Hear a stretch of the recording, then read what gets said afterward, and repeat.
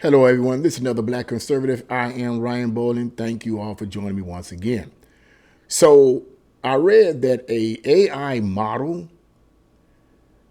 basically made an assessment that in photos, women that are smiling and seem to be happy tend to be conservative women, and these conservative women are more happier than leftist women, according to this AI model. So let me just read you just a little bit of this from an article in Breitbart News, and you guys can go to the description box below and read the entire article for yourself. But I just wanted to read this portion here.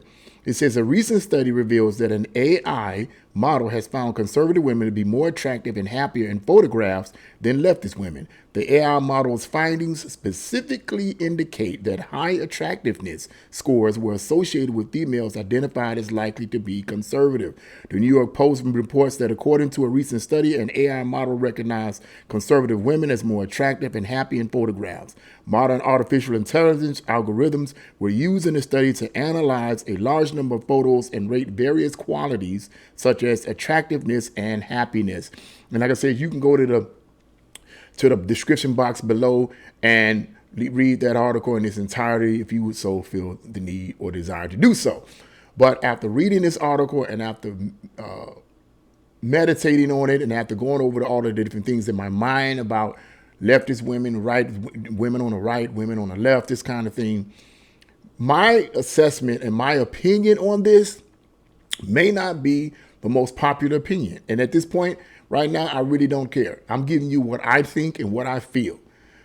And mainly what I think, but not necessarily what I feel, although feeling is a part of that. And that's simply this. Regardless of whether or not this AI model is correct in its assessment, I will say this from my observations and from my experiences and from my studies, that women on the left, liberals or liberated women, or particularly women that tend to be a part of the feminist movement, are some of the most unhappy, miserable women out there. Now, that's a bold statement. Some of you are probably thinking, is watching this video, that may be females. That's a bold statement. Well, okay, I'm going to tell you why I believe that that's the case. Because in part, when you go against how God naturally designed you, naturally created you, you're going to be unhappy. Now, I'm speaking to women who are Christians. Now, if you're not a Christian, then we will ascribe that to nature. When you go against nature, or when you go against God and you go against the natural gifts and talents and predispositions that God has placed within you, when you go against that, when you go against what's been placed in you and you push against it, you're going to be unhappy. And what I am seeing is that a lot of these so-called liberated women, particularly on the left, which are the liberated women, are unhappy. They never seem to be happy with the guys they're with. They're always fussing and complaining. They don't want men to open doors for them, right? Because that's old fashioned and outdated. And liberated women say, well, you know what? I can open the door for myself. Okay. You know, a man is just being a gentleman when he opens the door for you. He knows you can open the door yourself, but he's just being a gentleman. But I don't need no man to open the door for me. You know, I'm liberated. I can open the door for myself. I can do everything myself. Well, if you could do everything yourself, then you don't need a man at all. Okay. Then you don't need a man at all, right? Here's the problem with that. These liberated women, these unhappy women will claim that they don't need a man at all, right? They don't need a man at all, but they spend a significant amount of their time bashing men. Well, if you don't need men at all, if you don't need men, okay, then why spend all their time bashing him? Why spend all their time saying he's oppressive and he's controlling and he's this and he's toxic and he's all of this kind of stuff? Why spend all their time doing that? Just simply live without him. Just simply be an independent woman. Don't spend your time wasting your time bashing men, because that's going to lead to unhappiness. Now, according to this article, it says the AI model, that the algorithms, okay, assess this based on photos and stated essentially that in the photos, the women that smile the most may more than likely be conservative women. Now, I'm going to give you my opinion on why that may be. If in fact this algorithm was correct, because I believe it is to a large extent, is that conservative women tend to go by the traditional concepts of what a woman is and what a man is. Okay. They're not into this genderless nonsense where there's more than two genders and all this. Liberated feminist women are, but so they never stay, so they're never happy.